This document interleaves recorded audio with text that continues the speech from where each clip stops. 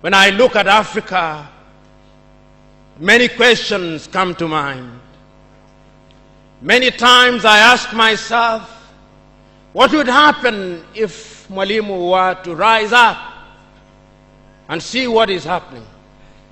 Many times I ask myself, what would happen if Kwame Nkrumah and Patrice Emery Lumumba were to rise up and see what is happening?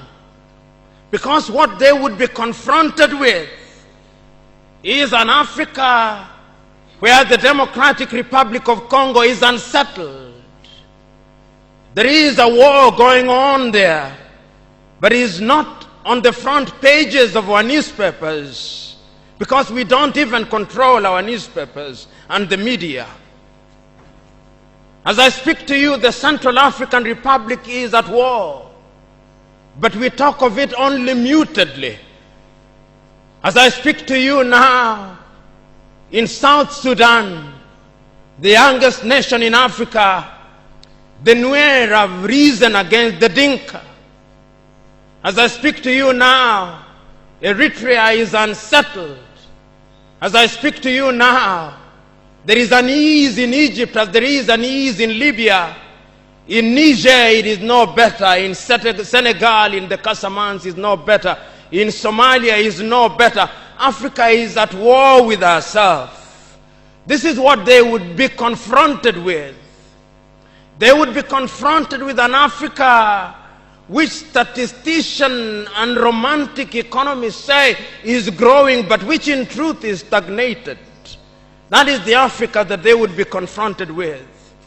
They would be confronted with an African which, as Professor Mlama intimated in our presentation here, is an African which is suffering from schizophrenia.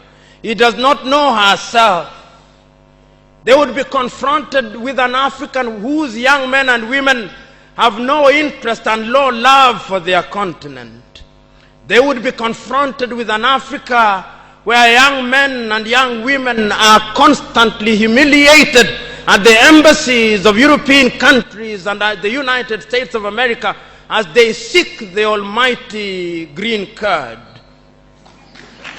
They would be confronted with an Africa where young men and women from Niger, Nigeria, Senegal, Mali, and Mauritania drown in the Mediterranean as they seek to be enslaved in Europe. This time round, Africans are not wailing and kicking as they are being taken away to be enslaved. They are being seen wailing and kicking as they seek to be enslaved in Europe and America. This is the tragedy of Africa. They'll be confronted with an African where people have lost their self-pride. An Africa where Africans are not proud of their things. An Africa where in the hotels of Dar es Salaam or Nairobi, even food has foreign names. When we fry potatoes, we call them French fries, even when they are fried in Dar es Salaam. That is the Africa that they would be confronted with. They would be confronted with another Africa. An Africa which does not tell her story. An Africa whose story is told by Europe and America, the CNN, Radio Deutsche Welle, Radio France. That is the Africa they would be confronted with. They would be confronted with the young men and women who have no pride in Africa.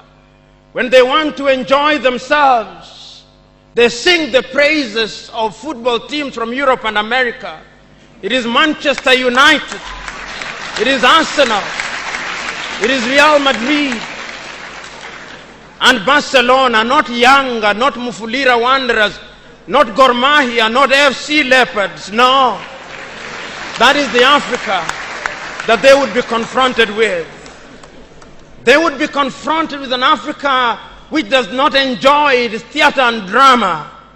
That Africa celebrates Leonardo DiCaprio. It celebrates Angelina Jolie and Brad Pitt. The Africa does not celebrate Genevieve Naji of Nigeria or Rita Dominic or Lou Jacobs of Nigeria. It does not celebrate Bongowood or Nollywood or Riverwood. It celebrates Hollywood. That is the Africa with which they would be confronted. They would be confronted with African women whose greatest source of joy is cheap grade B Mexican soap opera, La Patrona, La Mujer de mi Vida, The Rich Also Cry. Why must we remind ourselves of these realities? Because throughout the ages, the battle has always been the battle of the mind. And if your mind is conquered, then you are going nowhere.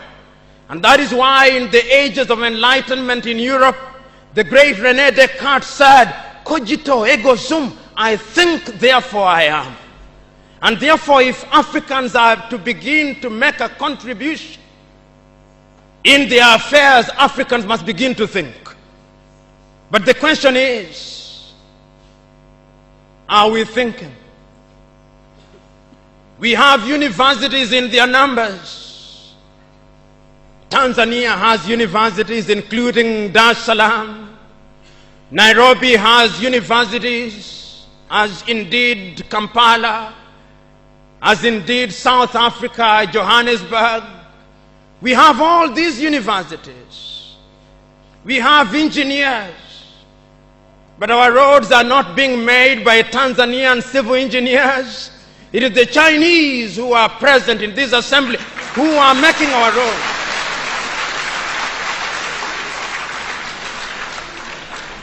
So we have engineers who cannot even make roads. We have doctors whom we have trained. But when we are sick, particularly if we are of the political class, depending on who colonized you, if you are colonized by the United Kingdom, you rush to London. If you are colonized by the French, you rush to Paris. If you are colonized by the Portuguese, you rush to Lisbon. And if you are colonized by the Spaniards, you rush to Madrid, Spain. And recently, because the Asians are beginning to get their act together, we run to India.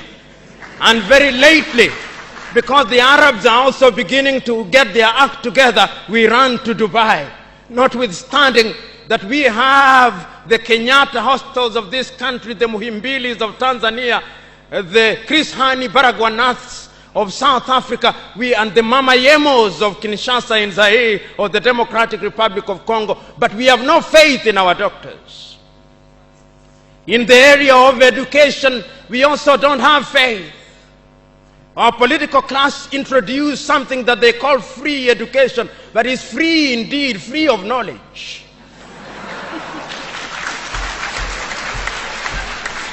Because they are so suspicious of those institutions that the typical African politician would not dare take their children to those schools.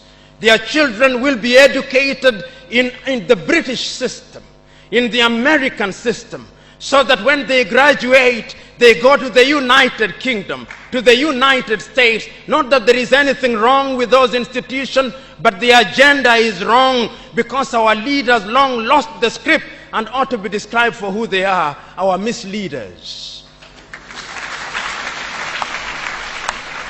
But we are co-authors of our own misfortune. Whenever we are given an opportunity to elect our leaders, we are given a blank check. And if you permit me a little latitude, and if you give me a blank check, and you allow me to analogize, and you say that I'm given the blank check to buy a Mercedes-Benz, what we do is that when we are called upon, having been so empowered, we buy what one calls a tuk-tuk from India and expect it to behave like a Mercedes-Benz. How does that happen? Because what we do is to elect thieves. We elect hyenas to take care of goats, and when the goats are consumed, we wonder why.